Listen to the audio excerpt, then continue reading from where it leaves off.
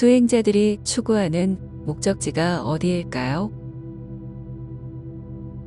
그건 바로 해탈입니다. 해탈이란 중생을 옥죄는 모든 속박에서 벗어나 무한히 자유롭게 된 상태를 말합니다. 그러니 일체의 번뇌망상이 사라져 열반에 휩싸이게 되는 건 필연입니다. 그러면 아무런 걸림이 없는 사사무예한 의식만 갖추면 될까요? 그렇지는 않습니다. 환각 성분을 복용하거나 뇌에 전기적 자극을 가해 생겨나는 초월의식은 해탈로 보지 않습니다. 왜냐하면 불교의 해탈은 어떤 조건들에 의해 형성되는 것이 아니기 때문입니다.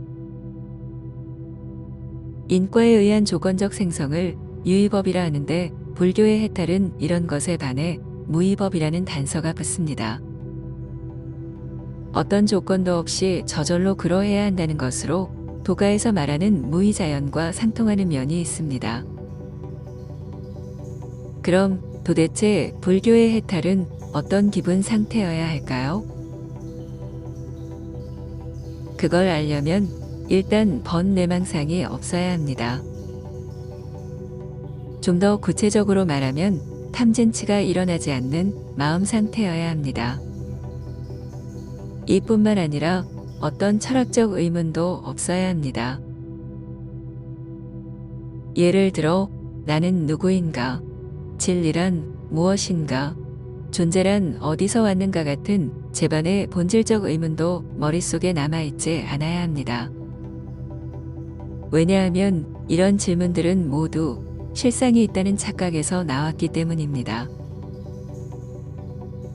그럼 번뇌망상이나 탐진치가 없고 일체의 철학적 의문도 생기지 않는 마음 상태가 불교에서 말하는 해탈이며 깨달음의 진면목이 맞을까요? 오늘날의 불교학자들이나 수행자들은 대부분 그렇게 말하고 있습니다. 그래서 우리는 그런 해탈의 심리 상태를 면밀히 따져볼 필요가 있습니다. 해탈하면 과연 어떤 사람이 되는지를 말입니다.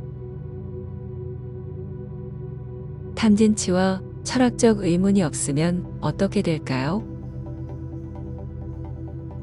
진귀한 물건을 봐도 탐하는 마음이 없고 누명이 씌워져 비난을 받아도 노여움이 없습니다.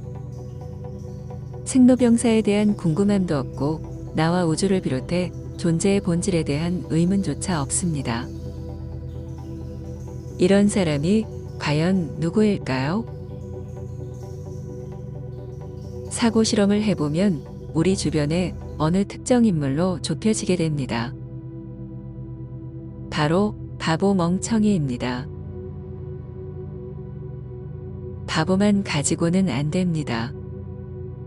바보도 탐진치에 민감하게 반응하기 때문에 반드시 멍청이를 결합해야 합니다. 이렇게 바보 멍청이가 되어야 번뇌망상이나 탐진치에 대한 반응이 현저히 줄고 더군다나 어떤 철학적 의문에 대해서도 자유롭게 됩니다. 실로 불교에서 말하는 해탈에 부합하게 됩니다. 그렇다면 왜 자꾸 수행자들이 불법을 왜곡하면서까지 바보 멍청이가 되려는 걸까요? 사실 어떤 위험이나 고통이 있을 때 맞서 싸워서 해결되지 않으면 도망가는 것이 상책입니다. 그래서 다수의 사람들이 도피처로서 신앙을 선택하는 건 자연스러운 현상입니다. 수행자들 역시 마찬가지입니다. 생로병사에서 오는 번뇌망상과 맞서 싸우기에는 그들이 가진 이성의 힘이 너무 미약합니다. 그래서 본능적으로 도피처를 찾게 됩니다. 그렇다고 배운 것은 있어서 신앙으로 숨기엔 자존심이 상합니다. 그래서 찾아낸 것이 바로 힌두교의 해탈입니다. 그럼 어떻게 해서 마음을 비우고 머릿속을 멍하게 만들 수 있을까요? 그건 아주 간단합니다. 진리에 대해 알려는 욕구를 모두 없애면 됩니다. 그래서 재범무상과 일체개공을 주문처럼 외며 머릿속을 비웁니다. 삼라만상은 허구이고 환상이라는 점을 강조하는 것입니다. 만물은 조건지어 합성되고 인연 따라 변화함으로써 실체가 없는 환영이니 이런 것들에 얽매여 고뇌하고 의심할 필요가 없다는 것이지요. 이런 얘기를 반복적으로 세뇌하면 진리적 욕구가 사라지고 멍해지게 됩니다. 이때 몰라까지 섞어주면 효과가 배가 됩니다. 화두의 끝에 이르러 알매 세계를 과감히 벗어나는 겁니다. 이렇게 머릿속에 철학적 의문을 모조리 없애면 멍청이가 되고 연이어 바보가 됩니다. 그리고 바보 멍청이가 한번 되고 나면 그때부터 선지식 소리를 들으며 만인의 존경도 우러러 받게 됩니다. 머릿속엔 터럭만큼의 진리도 모르면서 세상 만사를 모두 달통한 것처럼 연기를 하며 평생을 살아가게 되는 것이지요. 이들은 늘 약속이나 한 것처럼 일체유심조를 입에 달고 삽니다. 마음을 모두 비우니 삼라만상을 있는 그대로 비추는 도다. 마음 밖에서 도를 구할 것이 없나니 이것이 곧 깨달음이다. 라고 말하지요. 이런 우스꽝스런 얘기가 대를 이을수록 점점 권위가 붙게 되면서 불변의 진리처럼 굳어지게 됩니다. 그런데 왜 이렇게 마음을 비우려고 하는 걸까요? 마음이 비워지는 것에 비례해서 생각 역시 줄어들게 됩니다. 그만큼 번뇌망상의 괴로움에서 벗어나게 되는 것이지요.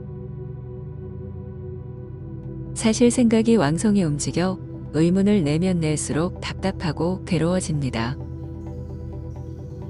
존재의 본질에 대해 깊이 파고들면 자신이 아무것도 모른다는 사실이 뚜렷해지며 마치 지옥과도 같은 고통이 유발합니다. 피조물의 한계만 더욱 부각되는 것이지요. 그러니 이런 고통에서 탈피하기 위해 본능적으로 몰라에 숨게 됩니다.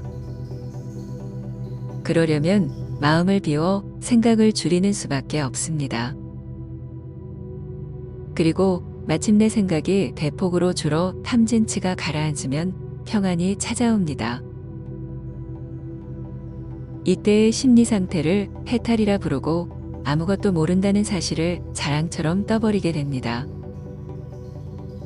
그리고 자신이 바보 멍청이가 되었다는 사실을 감추기 위해 불린문자와 언어도단, 이심전심, 변성성불, 일체유심조 같은 방패를 쓰게 되는 것입니다.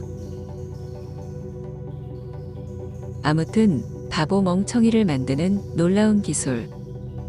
그건 바로 대다수의 수행자들이 거론하는 해탈에 있습니다. 그렇다면 세존이 거론한 진짜 해탈은 어떤 것일까요? 그건 매우 단순합니다. 진리를 깨우쳐 전지에 이른 상태입니다. 다시 말해 존재의 본질을 깨우쳐 나의 틀에서 자유로워진 의식 상태를 말합니다. 여기서의 존재의 본질이란 바로 제1원인을 말합니다. 이것을 모르고 해탈하는 법은 없습니다. 세존이 방편으로 쓴 연기나 중도, 무아로는 제2원인을 수학적으로 증명할 수 없고 대승 불교의 공으로도 논리적으로 접근이 안 됩니다. 그래서 세존께서는 불법에 의지하되 그 궁극엔 불법을 버리라고 설한 것입니다. 연기 중도 무아 공을 방편으로 삼아 그 너머에 있는 실존을 이성적으로 깨우치라는 말씀입니다.